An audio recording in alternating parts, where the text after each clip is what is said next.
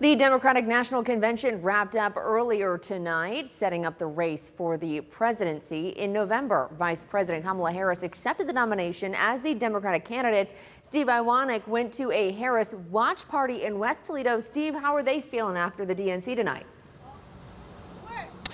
Yeah, well, Kaylee, definitely a lot of people excited after watching that speech. Coming into tonight, the theme of the convention was For Our Future. And Vice President Harris, she talked about how she's going to help set up the American people and America's youth for a better tomorrow. So here in Toledo, what does that mean for Democrats and what does that mean for Republicans? We know that whatever she does will be exceptional and it'll be great for the country. Val Amos King is the president of the Democratic Business and Professional Women's Club chapter in Lucas County, a group who gathered in West Toledo to watch their candidate of choice, Vice President Kamala Harris, accept the party's nomination for president.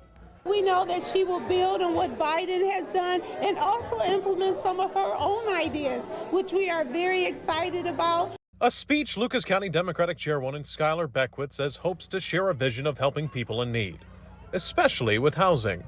Building truly affordable housing for folks in our community between now and the next 4 years. She's committed to doing that work. I think that kind of message and that kind of commitment to the real needs of folks across the country is what's going to help get them through the finish line. Harris's speech put the bow on a 4-day convention. But through all the speeches cheering Harris on, local Republicans like Putnam County GOP Chairman Tony Schrader say it lacks substance. What has surprised me is how policy-free this has been.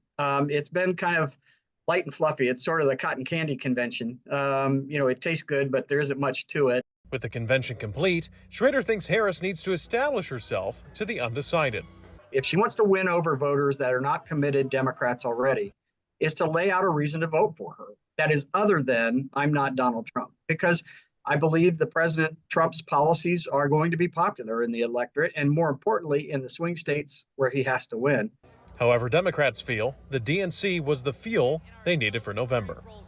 I think we had a good chance before, but with this joy that the ticket brings with Harris and Walz and with the reinvigoration of folks who maybe felt a little bit left out before, I think that we really have a chance to turn Ohio blue again. So with the RNC and DNC now complete, we now turn our attention to November, whereas we are still tonight, Thursday night, 75 days away from deciding, or for Americans, I should say, deciding between Harris and Minnesota Governor Tim Walz or former President Donald Trump and Ohio Senator J.D. Vance for the next presidency. Reporting here in West Toledo, Steve Iwanek, WTOL 11.